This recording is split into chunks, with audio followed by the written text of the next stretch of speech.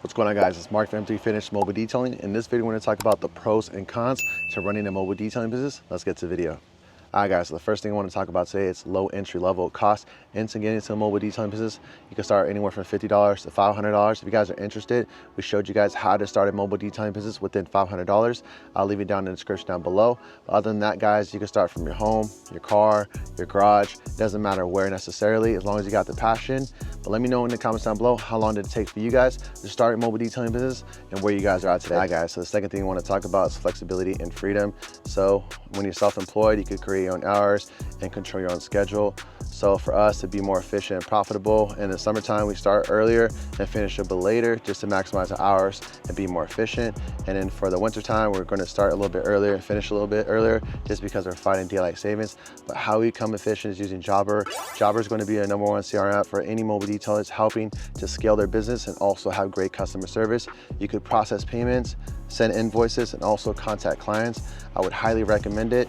If you guys are interested, make sure to check out the description down below to use a 14-day free trial. So before using Jobber, I used to book my clients' appointments through text and mark it down on my calendar. And when I show up to clients' houses, sometimes I get no response when knocking on the door.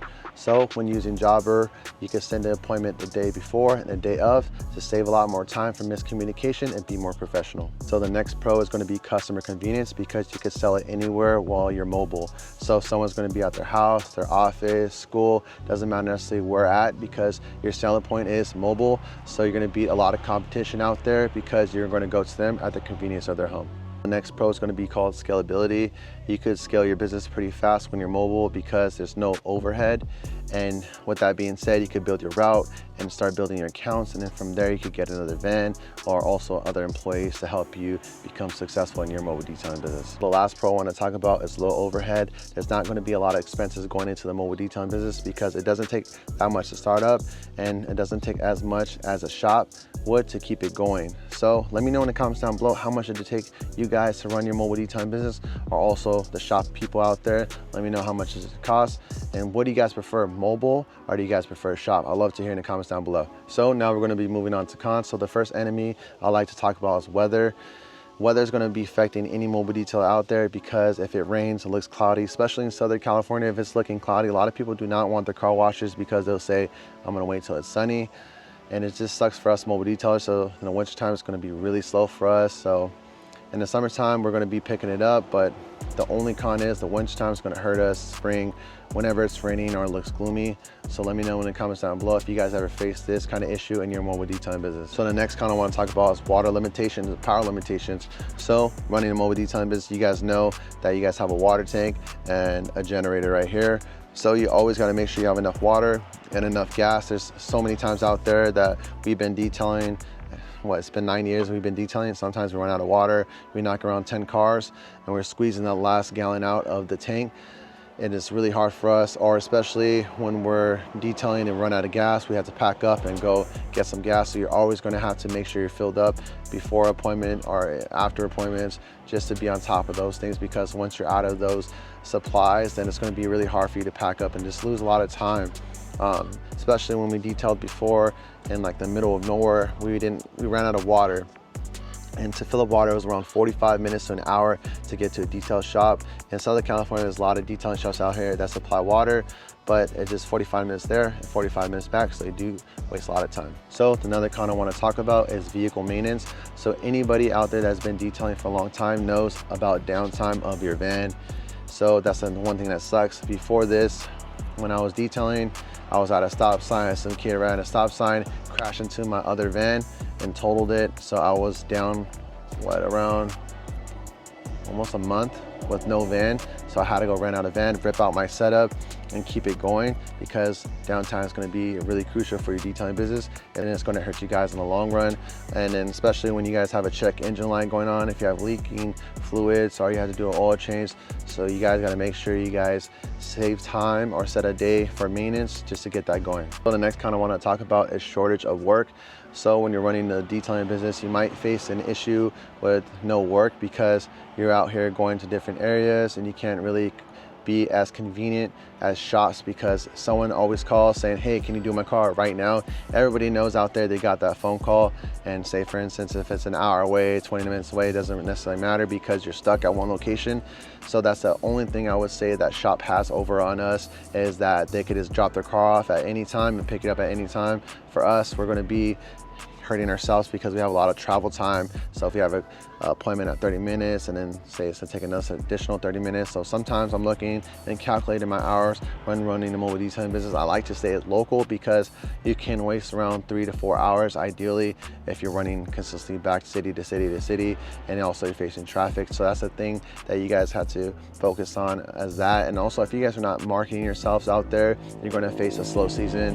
And also going back to the weather is gonna be playing a big role as well for you guys in your mobile detailing business. So the last thing is going to be the number one thing that's going to hurt any mobile detailing business in the future is upselling premium services. So as my detailing business is growing, I'm offering different services. The one service I find that's really hard to sell is PPF, because I don't have a location to have a drop off. When I tell people I'm going to be doing it at a home-based location, they necessarily don't want to do it, or they don't think I'm as professional as the shops. So that's the only thing that's going to be hurting you guys, is no location. And we're also offering tint services, but that one's a little bit more easier. You could do tint as long as they have a garage. So that's another thing to keep an eye out. But I noticed when running this detailing business, a lot of people take their cars to go get it PPF and tint it, and then us to maintenance it or ceramic coat it. Or sometimes you face the issues where some clients out there don't prefer you to do a paint correction because they want to do it at another location and drop it off. They don't want to do it mobile because they think that you guys are not skilled. You might be charging cheaper, or you just might be too expensive because you're mobile. All right guys, if you stuck around this long in this video, I appreciate it. Thank you for supporting the channel. I'm gonna give you guys 2 more topics to talk about. So the first one's gonna be direct consumer.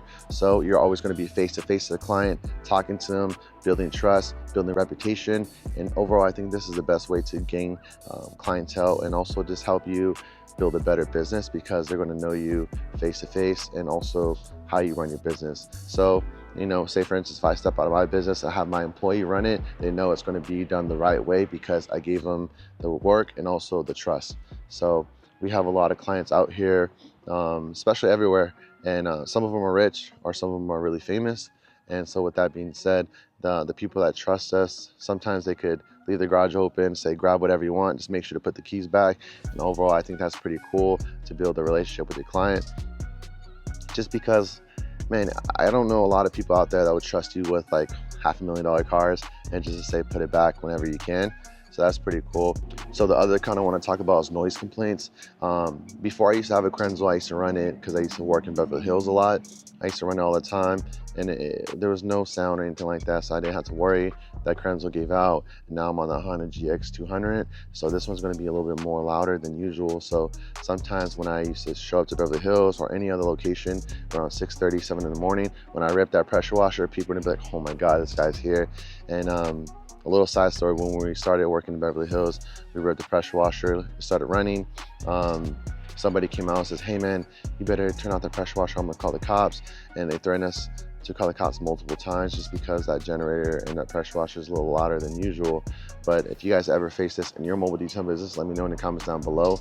But that's the only thing I would say that's the worst con. So if you guys can switch up your mobile unit, try to do a Ryobi, a Krenzel, or even like for the generators, I know they're newer, I haven't tried it yet, but the new EcoFlow generator, that one's pretty cool. And also a Honda generator is going to save you. I have right here the Predator. I'm thinking about switching to the Honda just because I had a Honda before, but it started breaking down after 4 years, and it's taking me a long time to fix it. So I went with the Predator generator, because when something's bad with the machine, you could just take it to Harbor Freight and get that warranty. But I noticed the warranty is a little bit more expensive now. I think it's around $200-300.